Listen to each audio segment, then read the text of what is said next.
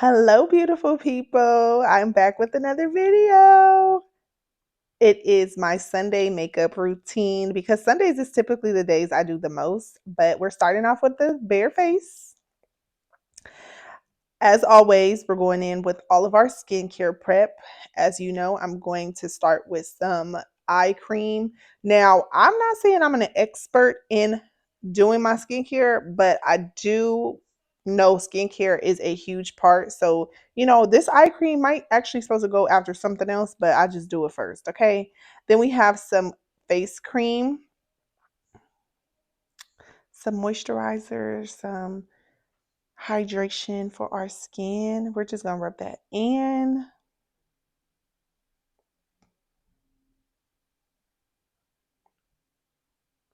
For me, the most important step is always, always, always, always, always sunscreen, okay? This one doesn't give me that like cast after I put the sunscreen on.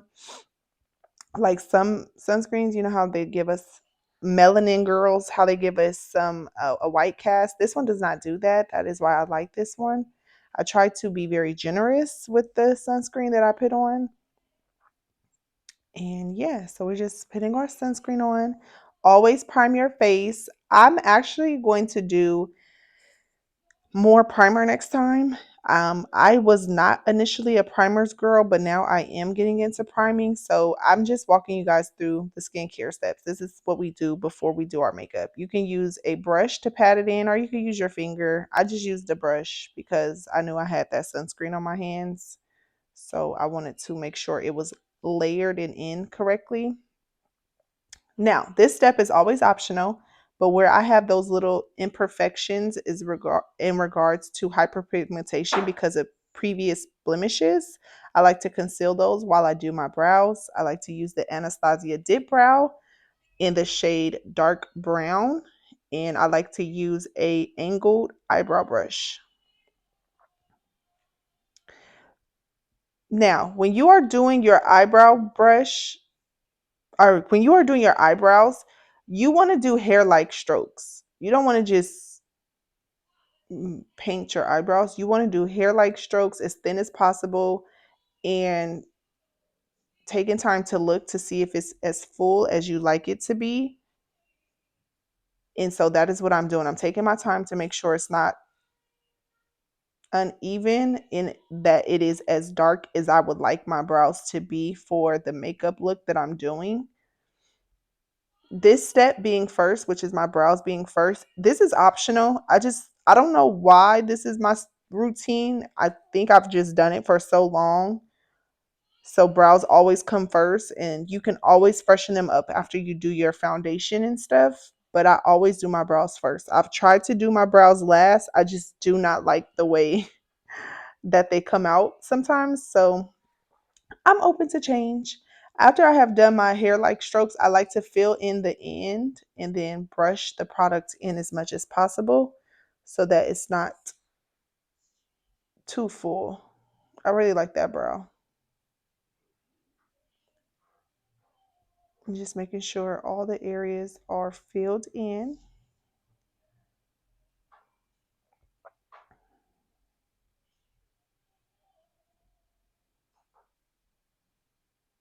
After we have done our eyebrows, we are going to clean up our brows underneath. We're going to define them and we're going to clean them up. And you're going to be able to see the difference. So I'm going to do my brow and you're going to be able to see where some of the lines that I did, they were just too far down, you know? So we're just going to start here, work our way forward. You want to go really slow because you don't want to get this product in the brow and then you look like you're missing the brow area when you're actually not. I did go normal speed for this so that you guys can see just how slow you want to go as well as how precise you want to be to make sure you clean it up. So you don't gotta rush through this. It does take time. I feel like for me, my brows take the longest. Everything else is at its normal rate. Um, but yeah, that's the first brow. Just making sure I have enough concealer on it, on my eyelid. And then you just blend it out. Perfect. I did add my lip tint. I did not put that on camera because you guys seen that in the last video, so I didn't want to add that again. However, the lip tint is there. We are then blending out the concealer onto our eyelid. It looks like I'm being rough, but I'm really not. The product dried down faster than I was expecting, so I had to, be a little heavy-handed to blend it out, but I'm not being rough. After we've done our brows, our concealer has had time to dry down, so then we're just pressing that in.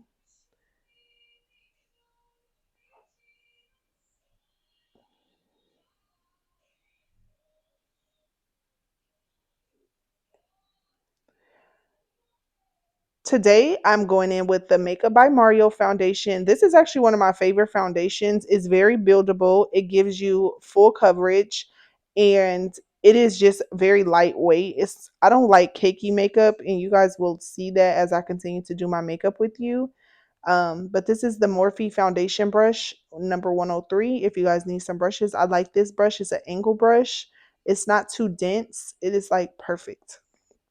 But I like the Makeup by Mario foundation because as you can see, you can still see my skin underneath it. I like that personally because by the time I add everything else like concealer, contour, everything, it's going to be perfect.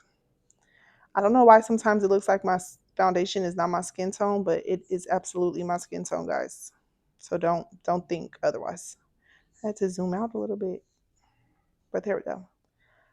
But yes, we're just pressing that into our skin, being very light around the edges. I do not like when I have a bunch of makeup in my hair at the end of the day. I'm going to tell you that right now. That is my least favorite. So I like to make sure this foundation is in the full face, like my cheek and chin area before I add it to my forehead. So it's not as much foundation on my forehead and on my nose. I don't even think I put foundation on my nose. Um, but I usually do a very light tap of the foundation on my nose and forehead so it's not too cakey. This is just my normal NARS concealer. Today I'm trying to be very clean to show you guys. Be very clean. The better your application, which is when you're applying it, the better it blends out later. So I'm trying to be as like, okay, is it even? Is it even? So that's what we're doing here. Doing our concealer.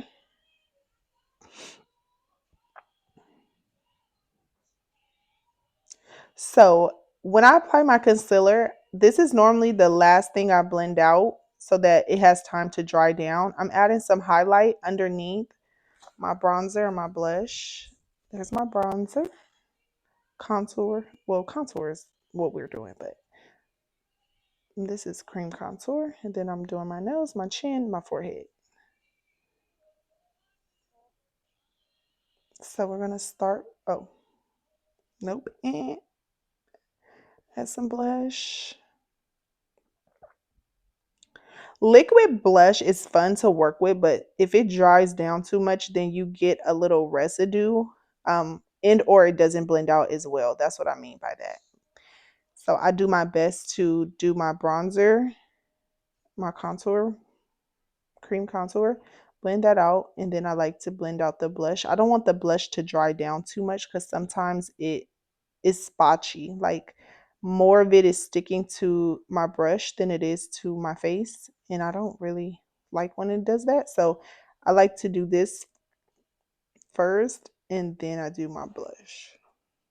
This is just another Morphe brush. That is their liquid blush brush. I was worshiping. I was worshiping to some Jordan G. Welch, her album One. So good.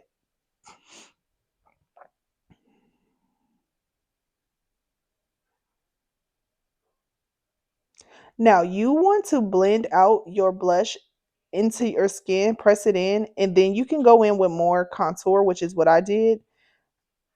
Checking to see if that lip tint was done, but it wasn't. We want to blend out when we are doing all of these steps, it is, as you can see, adding that color back into our face. And that's the most, to me, the most important. We want it to look like skin.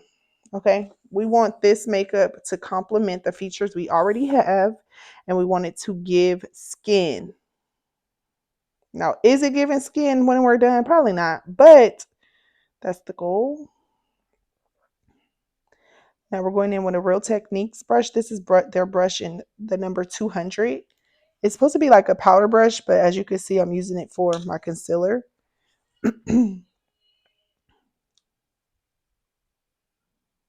I always start with my chin, then I go to my forehead and nose, pressing that in. I'm going back in with my foundation brush. That's what I'm showing you, my foundation, because that brush has product still on it. So I'm kind of adding my foundation on top of it so that it's not too bright and too noticeable. And then I'm also going to go in, yep, I'm just press that in, making sure, it's not too bright. I am going to church, okay? I'm trying to be snatch, but not nighttime makeup. Then I went back in with that contour brush too, because that brush had product on it. I like to scope out my cheekbone with the concealer that's remaining on the brush, just to again snatch the face. Chisel. I don't know if that's the right word, but I like to do this step too. And now we're going in with some setting spray as well as a beauty blender to do the under eye. I personally like doing my under eye with the beauty blender because I feel like it gives me a more precise blend, and it's a more, to me, it's more smooth. However, I think while watching this back, I feel like the beauty blender took off a lot of that concealer that I had, which again I was okay with, because sometimes I don't like when my makeup is too bright underneath my eye. Like, girl, where are you going? And my grandma said, as soon as people could tell you wearing makeup, it's already not doing its job. So how about I just leave that there? Like, I want my makeup to give makeup, but I don't want it to look like that, you know? Now, the order in which I did this is totally optional. I blended out the concealer. I then took a pressed powder, face powder, and set my under eye. And then I took a loose setting powder and set my under eye before I go on to the next eye.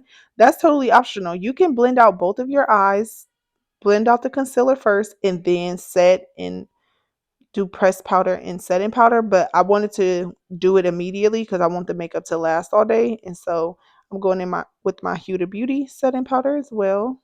And I'm just setting my under eye. My forehead, taking away, that's what setting is taking away that oil so that you're not looking so oily and making sure your makeup stays all day. So now we're doing that on the other side. There we go. Same beauty blender, guys. I was trying to get real close so you could see. Just take your time. Blending is just about time. You just don't want any lines. You don't want it to be evident where one product stopped and where the other one began. So that is what we're doing. We're just blending it out. Press powder. Press that in. Setting powder. Setting powder.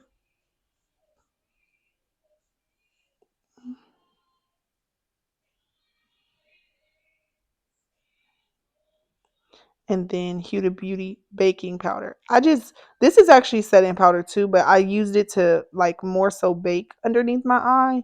And baking is when you just use a bunch of powder and you leave it there to like bake into your makeup. This is the Clinique bronzer. And I like to set the contour, the cream contour with the powder contour.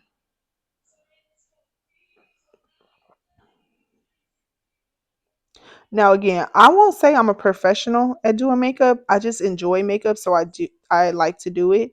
And today I noticed that there was an imperfection in my makeup, and that imperfection stayed there all day. Again, I'm a makeup girl, but I'm not like it need to be perfect every single time. I'm still learning, guys, okay? I'm still learning. And I realized I'm in a place where I can help others learn the fundamentals or the basics, but I'm still learning to be like professional makeup girly. So here we go. This is my face powder, and I'm gonna go in with this is like foundation powder. It's my face powder, and I'm gonna set all those places where I already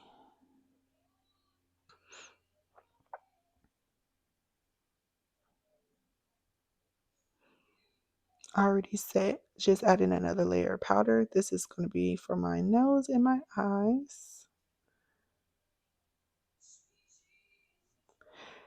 When you are not doing eyeshadow, you want to still place some form of powder on top of your eyelid in your on your eyes, because you can tell when the eyes have been left out. Even when it's like a natural glam, like you want to still add some color to your eyelid so it's not obvious that your eyelid doesn't have any kind of makeup. So I like to add some powder underneath my lid and on top of my lid. Then I like to do my mascara.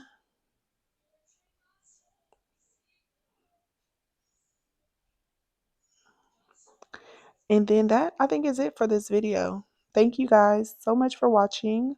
I did a separate video for my lip combination. I also did not apply my lashes on camera, but I do have some.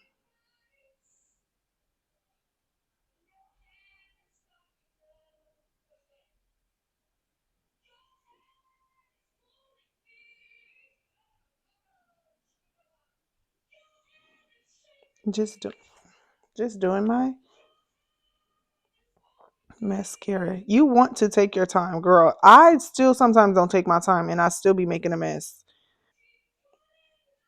I love when that natural shine is coming through in those places that it's coming through. Like, I'm not mad at that. Okay, this is it in natural lighting. It looks perfect. Is it perfect? Probably not. But it's perfect to me. So that's all that matters. Okay, so this is my makeup after 2 church services. And the first service started at 12 p.m. and the second one started at 6 p.m. I am just making it home. Hey Alexa, what time is it? The time is 9:45 p.m. So this is about a little over maybe 12 hours. No touch-ups other than my lips, but as you can see, the lips are gone.